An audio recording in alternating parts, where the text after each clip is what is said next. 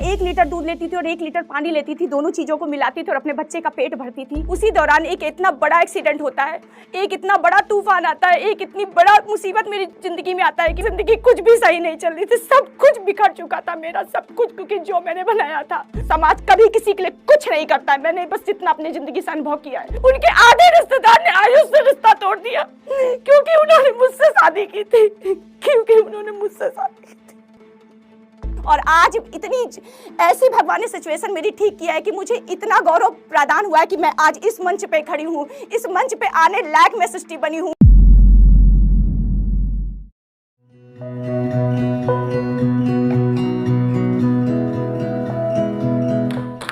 मेरा नाम सृष्टि सिंह है, मैं अपनी मम्मी पापा की अकेली लड़की हूँ। और मैं आपको बता दूं कि मेरी शादी बहुत जल्दी हो गई थी। इसका कारण ये था कि मेरे पापा काफ़ी बीमार रहते थे, मेरे पापा हार्ट पेशेंट थे, मेरे पापा को शुगर थी, हज़ारों बीमारियां उनको घेर ले गई थी। और इस कारण मेरे पापा को लगता था कि मेरी शादी होने में दिक्कत ना हो, और या मेरी मम्मी अकेली रह जाएंगी तो मेरी शादी कैसे होगी, बहुत ज़्यादा रिस्पॉन्सिबिलिटी उनके सर पर थी। इस वजह से मेरे पापा ने मेरी शादी बहुत जल्दी कर दी और एक नॉर्मल से मिडिल क्लास फैमिली में कर दी। और मैं आपको बता दूं कि इंटर में मैं थी और इंटर में जिस फैमिली में वहाँ पे शादी किए थे वो काफ़ी बड़ी फैमिली थी और मैं बहुत छोटी फैमिली से बिलोंग करती थी। मेरी शादी हो गई, मेरे हस्बैंड और मैं, जैसे हर घर में होता है कि शादी होने के बाद लड़कियाँ चाहे 18 साल की हों या मतलब लड़कियों अगर बहू है, अगर वो आपकी 18 साल की है, अगर उसकी शादी हो गई है तो वो एक जजमेंट की दृष्टि से देखी जाती है। अगर लड़की 30 साल की है और उसकी शादी नहीं हुई है तो वो बच्चे की तरह देखी जाती है। कहीं ना कहीं वही सिचुएशन मेरे साथ भी होती थी।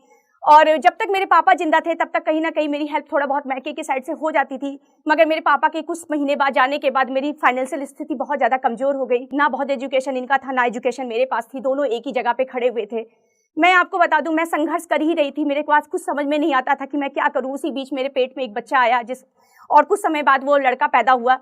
मैं आपको बता दूं, मेरा बेटा जब पैदा हुआ तब भी मेरी फाइनेंशियल स्थिति बहुत ज़्यादा कमज़ोर थी, इस लेवल की कमज़ोर थी कि मैं अपने बच्चे को दूध पिलाने तक का भी पैसा इकट्ठा नहीं कर पाती थी। रीज़न एक समय ऐसा भी आया कि मैं 1 लीटर दूध लेती थी और 1 लीटर पानी लेती थी, दोनों चीज़ों को मिलाती थी और अपने बच्चे का पेट भरती थी। उस सिचुएशन को भी ये सृष्टि देखी हुई है फ्रेंड। मैं आपको बताई, मेरा लड़का पैदा हुआ, ऐसी सिचुएशन देखा, उसके बाद धीरे धीरे बीता ही ऐसा संजोग ऐसा बना कि मेरा दूसरा बच्चा भी पेट में आ गया। मेरी सिचुएशन कहीं ना कहीं फाइनेंशियल स्थिति से बहुत ज़्यादा गुजर रही थी और मैं बहुत ज़्यादा परेशान हो रही थी। उसके बाद मैंने अपने हस्बैंड से एक बात कही, मैंने कहा यार ऐसा करते हैं कि हम कुछ करना चाहते हैं और मैं कुछ बनना चाहती हूँ, किसी भी तरीके से अपने जीवन को ठीक करना चाहती हूँ। मेरे हस्बैंड मेरा साथ देते थे। मुझे लगा कि शायद मैं इतनी जल्दी पैसे नहीं कमा पाऊंगी, तो मैंने एक जगह पता लगाया, तो वहाँ पे एक ब्यूटिशियन का सेमिनार हो रहा था और वो बहुत कम पैसे में, वो मात्र 300 रुपये में सेमिनार 15 दिन का था। तो मैंने उनसे 300 रुपये लिया और मैंने कहा मैं ब्यूटिशियन का कोर्स करना चाहती हूँ और मैं कोर्स करना शुरू कर दी। 1 महीना बीता, उसके बाद मैंने एक पार्लर खोला। पार्लर खोलने के कुछ ही समय बाद मेरा पार्लर चलने लगा, मैं ठीक ठाक आमदनी कर लेती थी। उस समय एक बच्चा मेरा पेट में और एक बच्चा मेरा गोद में रहा करता था। उस सिचुएशन को मैंने ये नहीं समझा कि मेरा बच्चा छोटा है या मेरे बच्चा गोद में है। मैं उस सिचुएशन को उसी तरीके से हैंडल कर रही थी जिस तरीके से एक अनमैरिड लड़की हैंडल करती है, क्योंकि मुझे पता था कि मेरी प्रॉब्लम मेरी प्रेगनेंसी और मेरे बच्चे से बढ़कर है, क्योंकि जब तक अगर हम बाहर नहीं निकलेंगे, हम कुछ करेंगे नहीं, तब तक कुछ नहीं होने वाला मेरी ज़िंदगी में। और उसके बाद थोड़ी ही समय बाद मेरा दूसरा बेटा पैदा हुआ और सिचुएशन बहुत ज़्यादा ठीक ठाक नहीं थी, नॉर्मल ही चल रही थी। कुछ साल बीत गए हमारी ज़िंदगी में। उसी दौरान एक इतना बड़ा एक्सीडेंट होता है, एक इतना बड़ा तूफान आता है, एक इतनी बड़ा मुसीबत मेरी ज़िंदगी में आता है कि मेरे पति उसमें एक्सपायर हो जाते हैं और वो जो सृष्टि इतना सब कुछ बनाई थी इतने सालों में, सब कुछ बिगड़ जाता है। 1 मिनट में सृष्टि यहाँ से यहाँ पे आ जाती है, पूरी तरीके से सब कुछ खत्म हो जाता है। जैसे हर घरों में होता है कि एक पति के जाने के बाद उसका परिवार उसका साथ छोड़ देता है, कहीं ना कहीं मेरे साथ भी यही सेम चीज़ हुआ और मेरे पति के जाने के बाद मेरा परिवार भी मेरा साथ छोड़ने लगा। उसके बाद मैं अपने दोनों बच्चों को उठाई और किराए के मकान पे जाके खड़ी हो गई, रहने के लिए खड़ी हो गई। जिंदगी कुछ भी सही नहीं चल रही थी, सब कुछ बिखर चुका था मेरा, सब कुछ, क्योंकि जो मैंने बनाया था कुछ सालों में, थोड़ी बहुत पढ़ाई करके, थोड़ी भी ब्यूटिशियन से थोड़ा बहुत अनुभव करके सब कुछ खत्म हो चुका था। मैं 0 पोजीशन पे खड़ी हो चुकी थी, मुझे कुछ नहीं समझ में आता था कि मैं क्या करूं। मैं डिप्रेशन में चलती थी, मुझे लगता था मेरे से ज़्यादा बेकार जिंदगी दुनिया में किसी की नहीं है। समय बीतता गया मगर मेरी कोई मदद करने नहीं आए, कोई एक रिश्तेदार नहीं, कोई एक रिलेशन नहीं, कोई समाज नहीं। मुझे तो लगता है समाज के लिए अपना जिंदगी को लगाना सबसे ज्यादा बेटर, सबसे ज्यादा बेवकूफ़ी होती। समाज का मतलब नथिंग, समाज कभी किसी के लिए कुछ नहीं करता है। मैंने बस जितना अपनी जिंदगी से अनुभव किया है समाज के लिए, अगर आप सोच रहे हो समाज ये करेगा वो करेगा तो उम्मीद करना बंद कर दो। मैंने भी उम्मीद करना बंद कर दिया। उसके बाद कुछ समय बीता मेरी जिंदगी में, आयुष एंट्री किए। आयुष मेरे घर में आते थे, मेरे किसी जानी पहचानी के माध्यम से मेरे घर में आते थे। धीरे धीरे हमारा आयुष को मुझसे लगा हुआ, मैं नहीं कह सकती हूँ कि मेरा आयुष से लगा हुआ, धीरे धीरे आयुष को मुझसे लगाया हुआ। और आयुष ने ये डिसाइड किया कि मैं तुमसे शादी करूंगा। मगर एक दो बच्चों की माँ से शादी करना, एक दो बच्चों की माँ से शादी करना और एक अनमैरिड लड़के का हाथ पकड़ना, ये समाज के खिलाफ था, एक मिडिल क्लास फैमिली के खिलाफ था। ये समाज में ऐसा होता ही नहीं कि एक अनमैरिड लड़का दो बच्चों की माँ से शादी कर ले। लोग जब ये बात सुने तो लोग भड़कना शुरू किए, मगर मैं इस चीज के लिए आभार प्रकट करती हूँ आयुष के परिवार को, आयुष के माँ बाप को। ऐसी माँ जो 9 महीने आयुष को कोख में रखने के बाद सृष्टि से वो खुशी खुशी अपने लड़के को एक्सेप्ट कर ली। आयुष की माँ ने आज तक मुझे बिटिया कह के कभी कोई चीज से संबोधित नहीं किया, कभी आज तक मेरा नाम जल्दी सृष्टि उन्होंने नहीं है। मगर आयुष ने जिस दिन मुझसे शादी की, उनके आधे रिश्तेदार ने आयुष से रिश्ता तोड़ दिया, क्योंकि उन्होंने मुझसे शादी की थी, क्योंकि उन्होंने मुझसे शादी की थी। मगर मैं आपको बता दूं, उसकी शर्मिंदगी कहीं ना कहीं मेरे सास ससुर को भी देखनी पड़ी और मेरे पति को भी देखनी पड़ी। समाज मेरे सास ससुर को तो कम, मगर मेरे पति को कहीं ना कहीं छोड़ते हुए देखा। मेरे हस्बैंड कहीं शादी ब्याह में जाते थे तो निगलेक्ट किए जा जाते थे, क्योंकि उन्होंने मुझसे शादी की थी, क्योंकि समाज के लिए 2 बच्चों की माँ से शादी करना सही नहीं था। वक्त बीतता गया, हमको ये चीज लगता था कि मैं अपने पति के लिए कुछ नहीं कर पा रही हूँ।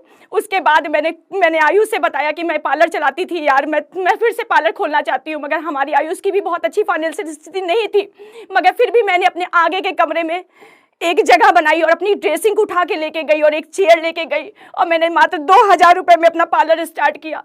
मगर भगवान की कृपा इतना तेज मेरे साथ रही कि उस 2000 रुपये में मैंने धीरे धीरे लोगों को मतलब लोग हमारे काम से इम्प्रेस होने लगे और वो 2000 रुपये का पार्लर ही धीरे धीरे ग्रेस पकड़ने लगा और 4-6 महीने में ही मेरी स्थिति ठीक ठाक पोजीशन पे आने लगी और उसके बाद हम ठीक ठाक 100 कमाने लगे।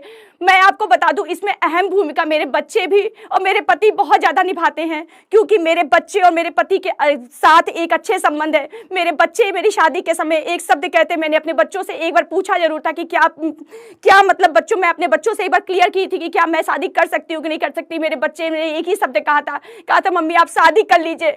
मेरे और डैड का संबंध कब ऐसा होगा कि एक इतिहास बनेगा। अपने बच्चों से तो दुनिया प्यार करती है, मगर हम और डैड मिलकर के एक ऐसा रिश्ता बनाएंगे जो समाज नहीं बना पाया है। सगे बाप बेटे का रिश्ता तो दुनिया ने सुना होगा, मगर ऐसे रिश्ते कभी जल्दी नहीं बन पाते और वो रिश्ते मैं और डैड बनाऊंगा। और मेरे पति और मेरे बच्चों ने दोनों ने मुझसे वादा किया कि ऐसा सिचुएशन, ऐसी प्रॉब्लम मेरे साथ कभी नहीं आएगी। 1 साल पहले की बात यह है कि मैं अपने हस्बैंड से कहती हूँ यार मेरा एक यूट्यूब चैनल डाल दो। मेरे हस्बैंड कहते हैं कि यार ये तुम क्या करोगी, यूट्यूब चैनल नहीं चला पाओगे। हमने कहा नहीं तुम डालो। तो मैं हंस के कहती हूँ कि यार मैं तो सेलिब्रिटी हूँ, मेरा तो यूट्यूब चैनल डालो, मैं देखकर फटाफट वायरल हो जाऊंगी। मेरे मुंह में क्या थी, सरस्वती जी थी, क्या था कुछ नहीं पता। मेरे हस्बैंड ने उसी ताव में उस समय चैनल डाला और उसके दूसरे दिन से मैं वीडियो डालना शुरू कर दी। वीडियो डालते ही डालते 2 ही 3 दिन बीता था कि मेरे घर में एक मुसीबत फिर से आ गई और मेरी मम्मी हीटर में ताप रही थी और उससे उनसे आग लगी, उनके दोनों पैर जल गए। उनको बचाने के चक्कर में जब मैं उनको बचाने चली तो मेरे दोनों हाथ जल गए। चैनल को केवल 3 दिन हुए थे और मेरा हाथ दोनों जल चुका था। मेरे घर में इतनी बड़ी ट्रेजेडी हो चुकी थी, मगर किसी भी तरीके से मम्मी को दिखाया गया अपने चैनल, मतलब अपना हाथ भी हमें किसी तरीके से दवा लगा के ठीक कर रही थी। मगर मुझे ऐसा लग रहा था कि मैंने जो चैनल डाला है उस पर 1 हफ्ते हो चुके हैं, अभी तक कोई वीडियो हम नहीं डाल पाए। आप मेरे पुराने वीडियो जाके देखिएगा तो उसमें आप देखेंगे कि मैं पट्टी बांध के अपने चैनल पे वीडियो बनाना शुरू कर दी। मतलब मैं वहां पे भी नहीं रुकी, क्योंकि मुझे कुछ करना था। मेरे दिमाग में हमेशा कुछ चलती थी कि सृष्टि तुझको कुछ करना है, बस करना है तो करना है, यही दिमाग में परमानेंट मेरे चलता रहता था। और फिर उसके बाद मैं पट्टी बांध के वीडियो बनाई, मगर भगवान अब बुरा करना नहीं चाहता था मेरे साथ। और मेरी 5वीं ही वीडियो वायरल हो गई, 2.2 मिलियन व्यूज चले गए। और जिससे मुझे पहले एक चैनल को मोनेटाइज करने के लिए 1000 सब्सक्राइबर चाहिए रहता है, मगर मेरे चैनल पे उस समय 2500 सब्सक्राइबर हो चुके थे। मगर फिर मैंने बहुत, हमारे घर में खुशी का लहर दौड़ उठा। फिर मैंने अपने हस्बैंड से कहा, मैंने एक चीज़ सोच रखा था चैनल डालने के पहले कि मुझे मोटिवेशनल वीडियो डालना है और मुझे हमेशा फैमिली कंटेंट को डालना है, मुझे कुछ भी ऐसा वर्गल चीज़ें नहीं डालनी है जिससे समाज में गलत संदेश जाए। और मैंने वही किया और फिर मैंने बैक टू बैक मैंने 2-3 वीडियो डाली और फिर उसके बाद ऐसा कंटिन्यू होता चला गया कि बैक टू बैक मेरी सारी वीडियो वायरल होने लगी। कोई भी ऐसी वीडियो नहीं थी जो मेरी वायरल नहीं होती थी। मेरा चैनल चल गया और मैं आपको बताऊं कि 3 महीने में ही यूट्यूब से मेरी अर्निंग आना शुरू हो गई। 2 बजे रात में जब मेरा फर्स्ट पेमेंट आता है तो $108 की मात आती है, मगर जब वो शॉर्ट फंड जब आते हैं तो खुशी का लहर मेरे घर में पूरी तरीके से दौड़ उठता है। मेरे बच्चे, मेरी माँ, मेरे हस्बैंड, सब लोग एकदम खुशी के मारे नाच के उठते हैं और मेरे घर की सिचुएशन धीरे धीरे सही होने लगी।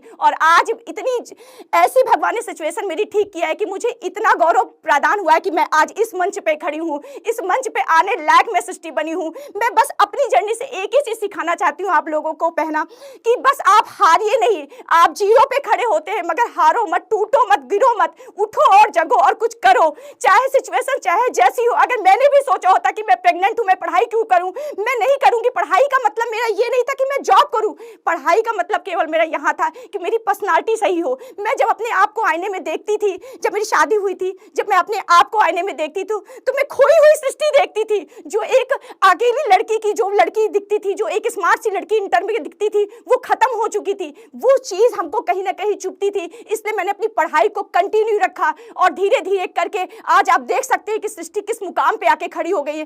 तो मैं बस एक ही अपने इस पूरी जर्नी का एक ही उद्देश्य में बताती हूँ, किसी भी प्रकार की आप सिचुएशन में हैं उससे बाहर निकलिए। बहाने मत मारिए कि ये प्रॉब्लम है, वो प्रॉब्लम है, वो प्रॉब्लम। बहाने मारने से आपकी केवल प्रॉब्लम सॉल्व नहीं होगी, आप पीछे हटोगे 2 स्टेप। आप बहाने ना मारो और अपनी प्रॉब्लम्स की जंग से लड़ते जाओ, लड़ते जाओ।